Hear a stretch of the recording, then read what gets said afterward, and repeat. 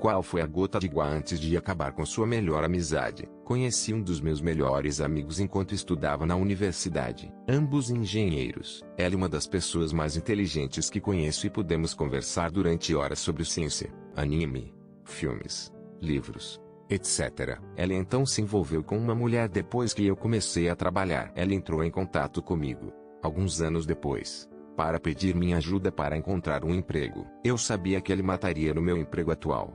Então me certifiquei de que seu currículo estivesse em cima de todo o processo de seleção, sabendo que se o chamassem e o entrevistassem, ele seria um sapato dentro. Trabalhamos juntos por um tempo e então ele foi promovido 2 vezes. Fiquei feliz por ele, mas falei menos com ele quando comecei a ver alguns padrões estranhos em seus tópicos de conversa. Muita conspiração. O 11 de setembro.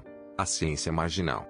A grande academia restringindo a ciência e a lista continuou. Passaram-se anos e acabei sendo demitido do meu emprego. Aproveitei a oportunidade para terminar meu curso e encontrei um emprego diferente. Nenhum telefonema, nenhuma conversa, nem mesmo no Facebook. 2 anos em um novo emprego. Ela então me contactou novamente com alguns prazeres superficiais. Então veio o pedido. Ela queria pedir emprestada a casa de praia da minha família.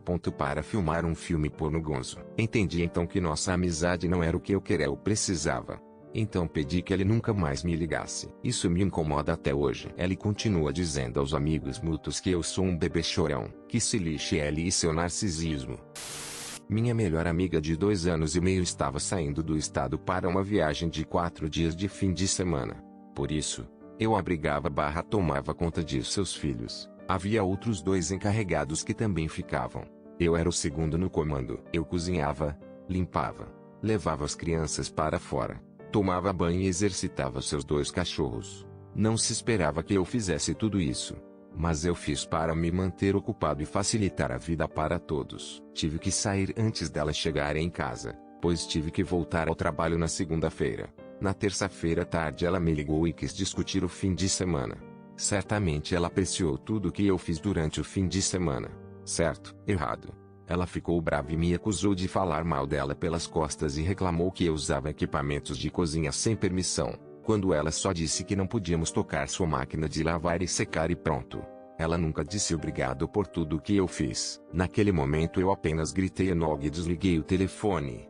Essa foi a última vez que falei com ela e isso foi há quase 3 anos. Aguentei muitas das porcarias dela, mas foi a palha que quebrou os camelos de volta. Boa viagem. Minha melhor amiga do ensino médio sabia que eu estava sendo intimidada por outra garota e tinha sido intimidada por essa mesma garota. Mas como intimidador era popular, ela queria ser amiga dessa garota. Ela conseguiu se tornar a fã deste agressor. Não realmente sua amiga. Acariciando seu ego o tempo todo e tomando o lado do agressor. Mesmo quando ela me pegou. A última gota foi quando eu contei a meu amigo sobre meu mais recente incidente com o Rufia. Na época, onde eu pedi educadamente ao Rufia que por favor saísse do caminho. Quando eu estava tentando ir ao banheiro e ela estava no meio da entrada falando com uma de suas amigas. Ela respondeu com algum comentário maldoso completamente irrelevante sobre minha aparência. Minha amiga respondeu bem. Ela tem bons retornos. Você tem que dar a ela que eu provavelmente deveria tê-la cortado antes. Mas esse foi o pino que finalmente quebrou as costas do camelo e eu nunca mais falei com ela.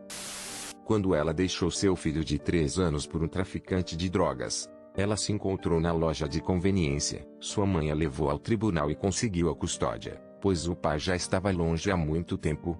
Ela depois deu luz mais 2 filhos. Assim que este homem recebeu sua herança, ela a deixou. Ela tinha um trabalho em tempo integral, um carro, casa própria e estava indo muito bem só ela e seu filho. Perdeu tudo, literalmente, por causa de um pinto. Eu não sei onde ela está agora. Mas esta foi a gota de água depois que eu estava constantemente apanhando os pedaços. Eu percebi depois que ela era bastante tóxica e era uma amizade de um lado. Ela me fantasmava e minha família. Conheci-o na escola aos 11 anos. Fui para a mesma unidade, de mochila, juntos. Eu me mudei para o exterior por alguns anos. Depois voltei para meu país de origem. Conheci uma menina, me casei em Vegas com ela e como padrinho de casamento. Tive o meu primeiro filho. Finalmente me mudei de volta para minha terra natal.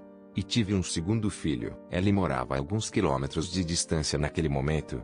E nunca o vimos uma única vez. E-mails, Textos e chamadas ficaram em grande parte sem resposta. A única vez que Ellie respondeu foi para arranjar desculpas e chutar os pneus na estrada. Parecia um rompimento com um ex. Me fez sentir miserável. No final, enviei a Ellie um e-mail dizendo que tínhamos terminado. Expliquei que eu vivia na estrada e tinha uma filha de 3 anos e muito doente, que Ellie nunca se tinha dado ao trabalho de conhecer. Foi ótimo. Ellie tentou por algumas semanas me contatar através do Facebook de minha esposa. E ela foi um anúncio de que eu deveria falar com Ellie. Eu me recusei. Já se passaram anos e não me arrependo de ter me arrependido. Ninguém deveria ter o poder de fazer alguém se sentir tão inútil. Eu não suporto nenhuma má vontade contra ele e espero que ela esteja indo bem na vida. Adoraria saber o que fiz para ele me fantasiar tanto. Eu mesmo não sou um santo. Mas nunca vou descobrir agora. O principal que Ellie se livrou de uma nuvem muito grande, muito amarga e cinzenta. Quando eu estava na primeira ou segunda série, meu melhor amigo na época, no recesso, decidiu fingir que nunca me conheceu. Durante o dia inteiro, ele nem mesmo me reconheceu. Meu melhor amigo, com quem eu sempre brincava no recreio e no almoço, de repente agiu como se nunca tivesse me conhecido. Tentei perguntar a ele se algo estava errado. Nem mesmo um olhar para mim. No recreio, ele me evitou como se fosse a peste. Ele brincava com outras crianças ao invés de mim. Mesmo com uma visão a posteriori, olho para trás e penso no quanto isso me confundiu. Naquele dia, para minha infância, ele me machucou mais do que tudo. Então, logicamente, eu tive um colapso. No almoço, tentei encurralá-lo e forçá-lo a falar comigo. Ele me evadiu. Eu o persegui pela escola durante todo o período do almoço. Em algum momento, fiquei tão frustrado e zangado que o enfrentei e tentei forçá-lo a falar comigo. Além de seus grunhidos e exclamações sobre como eu estava louco, o que eu meio que estava neste ponto. Ele se recusou a se comunicar comigo. Eu continuei perseguindo por aí. Em certos momentos, eu até tentava dar-lhe um soco e uma bofetada, dando alguns golpes em seus braços. Eventualmente, corríamos em direção ao professor de plantão para supervisionar as crianças. Eu, em uma histeria alimentada por ranho e lágrimas, tentei desesperadamente explicar ao professor que meu melhor amigo estava fugindo de mim, e que ele se recusava até mesmo a falar comigo. Provavelmente, isso saiu como uma bagunça. Tudo que o professor fez foi sorrir, rir, e não fez nada, mesmo quando eu literalmente dei um soco no ombro do meu amigo com muita força. Honestamente surpreso por não ter sido suspenso por isso. O resto do que aconteceu foi uma névoa. Só me lembro que o interaço do professor foi um selo sobre meu destino. Ele não era mais meu amigo. E eu nunca mais falaria com ele. Estava tudo acabado. Anos mais tarde, percebi que este momento em minha infância criou minhas maiores inseguranças sobre estar sozinho. Não ter pessoas para conversar é, às vezes, não ser o centro da conversa. Isso me afetou o suficiente para que, com minha primeira namorada, tivéssemos sérios problemas de comunicação porque eu sempre sentia que ela precisava me afirmar ou me dizer que ela ainda tinha sentimentos por mim. Jet, se você está por aí, vá se foder. Ela estava em uma casa abusiva quando a conheci. Durante todo o ensino médio e a graduação, eu tentei ajudá-la com recursos. Tentei chamar a polícia. Fiz de tudo. Ela chamava de ameaça de ferimento a si mesma.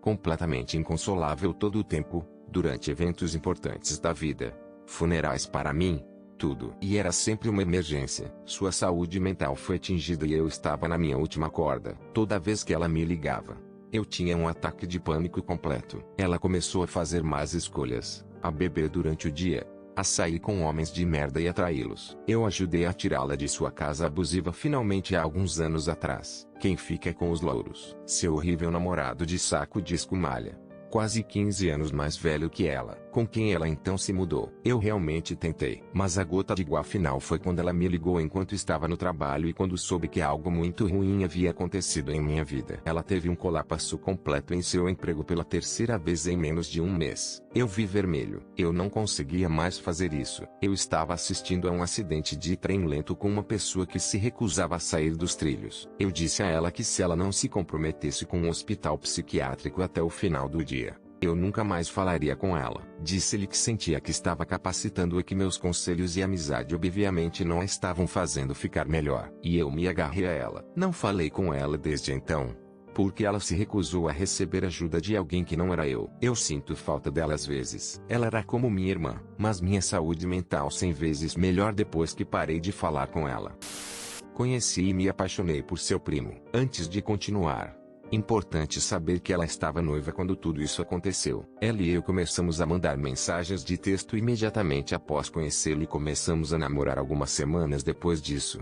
Dissemos-lhe imediatamente que estávamos interessados um no outro. Para mim, ela era a mesma pessoa que permaneceu simpática e continuou a querer sair quando eu podia até mesmo querer fazer tatuagens de amizade. Para minha agora esposa, embora ela tivesse deixado cair como um saco de tijolos, não atendia seus telefonemas ou mensagens de texto, a ignoravam completamente. Minha esposa, lembre-se da namorada na época, enviou um texto final exigindo saber o que estava acontecendo. Ex-BFF então respondeu que estava brava por estarmos namorando e minha esposa não precisa ter tudo no mundo. Quando eles eram mais jovens, por volta de 17 e 18, antes mesmo de eu entrar na foto, minha esposa estava namorando um rapaz. O ex-BFF do fim de semana o conheceu e saiu com eles assim que minha esposa foi ao banheiro que eles curtiram. Na época em que minha esposa voltou do banheiro e não era mais sábia. Não foi até semanas depois que elas pegou mandando mensagens um ao outro. Minha esposa pediu a ambos que parassem, mas então ela os pegou novamente. Quando minha esposa e ela pararam de falar por anos, eles acabaram consertando seu relacionamento. Afinal eles eram primos. Eu sabia que tinha que fazer uma escolha, pois estava ficando muito amargo entre eles. Mas sabendo a história do que o ex-BFF havia feito com minha esposa no passado, a sua própria cozinha, e como ela estava sendo feia com ela novamente por minha causa, a escolha foi simples. Foi a maior decisão que já tomei. Eu tenho a mulher perfeita ao meu lado. Através de conhecidos mútuos, descobrimos que ela cancelou seu casamento pouco depois de pararmos de falar com ela e eles juraram que era uma questão de semanas antes que ela já estivesse namorando com outra pessoa.